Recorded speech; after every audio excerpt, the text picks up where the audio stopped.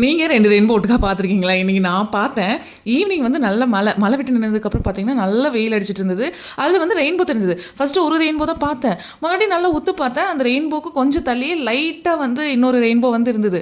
உண்மையாவே வந்து அது 2 ரெயின்போவா? இல்ல ஒரு ரெயின்போ தான் அந்த மாரி ஷேடா தெரியுதா? அப்படிங்கிறது தெரியல. ஆனா பார்க்கறக்கு 2 ரெயின்போ மாரி தான் இருந்தது. நீங்களும் இதே மாரி 2 ரெயின்போ ஒட்டுக்கா பார்த்துருக்கீங்களான்னு சொல்லிட்டு மறக்காம கமெண்ட் செக்ஷன்ல கமெண்ட் பண்ணுங்க. இவ்வளோ நாள் வெயில் கொளுத்தி எடுத்ததுக்கு அப்படியே ஆப்போசிட்டா இன்னைக்கு ஈவினிங் நல்ல மழை, நல்ல ஜில்லுன்னு காத்தடிச்சது. அந்த ஈவினிங் டைம் ஸ்பெண்ட் பண்ணுறக்கே ரொம்ப ஹாப்பியாக இருந்தது. அது இந்த ரெயின்போவெல்லாம் வீடியோ ஷூட் பண்ணிட்டு, ஃபோட்டோஸ் எல்லாம் எடுத்துட்டு அப்படியே டைம் பாஸ் பண்ணிட்டு, ஒரு 7 மணிக்கு மேலே டின்னர் ரெடி பண்ண ஸ்டார்ட் பண்ணிட்டேன். வீட்டில் வந்து இட்லி மாவு இருந்தது. ஆனால் என்னன்னு தெரியல, இந்த மழைக்கு அதுக்கும் நல்லா சூடாக தக்காளி சாதம், பிரியாணின்னு சொல்லிட்டு ஏதாவது பண்ணி சாப்பிடணும்னு தோணுச்சு. அதனால இன்னைக்கு சோயா சங்க்ஸை வச்சு குஸ்கா மாதிரி ரெடி பண்ணிட்டேன். ஏன்னா முந்தானேத்தே இதை ரெடி பண்ணலாம்னு சொல்லி பிளான் பண்ணினேன். ஆனால் அது அப்படியே ஸ்கிப் ஆயிடுச்சு. ஸோ அதனால இன்னைக்கு சோயா சங்க்ஸில் வந்து குஸ்கா ரெடி பண்ணிட்டு, கூடவே வந்து கடிச்சிக்கிறதுக்காக கோவக்காயில் வந்து ஒரு ஃப்ரை மாதிரி ரெடி பண்ணியிருந்தேன். நான் வந்து அதிகமாக வெஜிடபிள் பிரியாணி அப்படி இல்லைன்னா பிளைன் குஸ்கா இதுதான் கொஞ்சம் அதிகமாக செய்வேன்.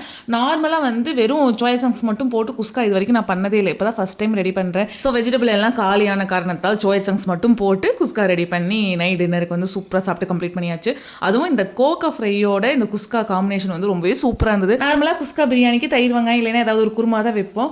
ஃபர்ஸ்ட் டைம் கோகா ஃப்ரை வச்சு ட்ரை பண்ணுற மொதல் ஆள் வந்து நானாக தான் இருப்பேன்.